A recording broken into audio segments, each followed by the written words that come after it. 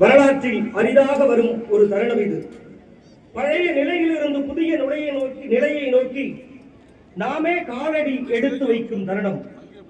நீண்ட காலமாக அடக்கப்பட்டு இருந்த தேசத்தின் ஆன்மா அதன் குரலை கண்டடைகிறது.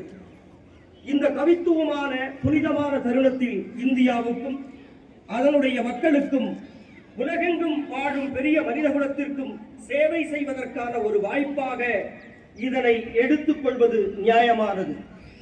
வரலாற்றின் விடிய காலத்தில் இந்தியா தனது முடிவில்லாத தேடலை தொடங்கியது.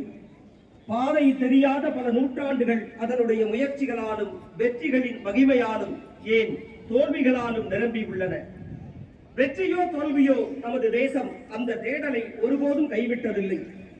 இந்த தேசத்துக்கு வலிமை அளித்த சித்தாந்தங்களை ஒருபோதும் அவள் மறக்கவில்லை.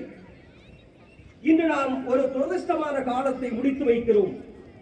இந்தியா மீண்டும் தன்னைத்தானே கண்டுபிடிக்கிறது. இன்று கொண்டாடப்படும் இந்த விடுதலை சாதனை ஒரு சிறு படியே.